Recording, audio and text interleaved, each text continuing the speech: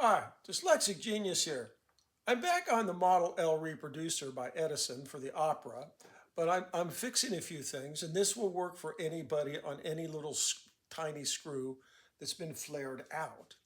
And what you're going to do is we have this screw, and you can see how the top of the slot is widened out. So what I first did was you take some 600 sandpaper, because most people don't have a deburring tool in their shop, and we're just going to sand off the burrs and polish it out a little, like that. And then you do the sides, make sure those are clean. But now what you do is you have this slot, but the screwdrivers, this is a screwdriver that fits. It's still a little wonky in there because the top of it has been flared out. So what you do is you take your jeweler's saw and you put it in a pin vise like this, and you insert the jeweler's saw into the slot, and then you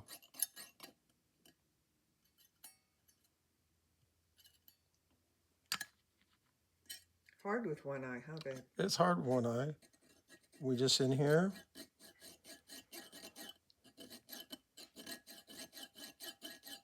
You don't want to cut too far because my angel can focus in right here. The slot's coming down, but we need to leave material down in here. But when we come in with a screwdriver, it's fitting in and locking up. So what we've done is we've cleaned the slot out and lowered it just enough. So now what we have to do is make it look like that, nice and blue. So since we polished it out,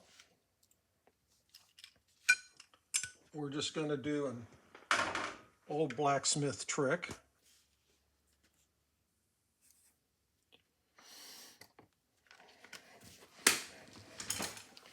We're going to take some Wesson oil right here, and we're going to lock this into a pair of needle nose pliers like that. We see here. Then we're going to take the butane torch on, and then we're going to take, if you watch closely,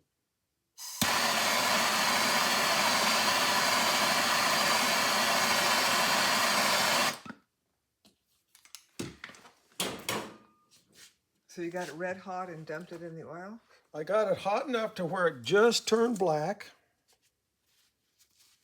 Turned black? Mm-hmm. When you're watching it, it turns black. And as soon as it starts to turn black,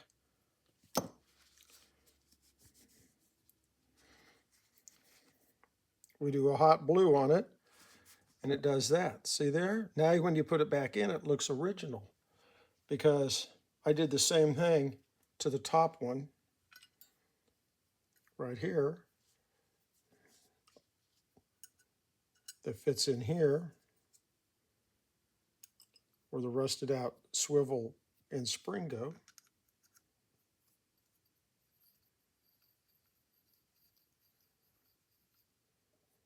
Right there. And this was all rusted out, and I did the same thing to this screw also. And you can do this to any screw, but because these L reproducers get expensive. You know, we're not spending $100 for one of these. We're multiple hundreds of dollars for one of these L reproducers.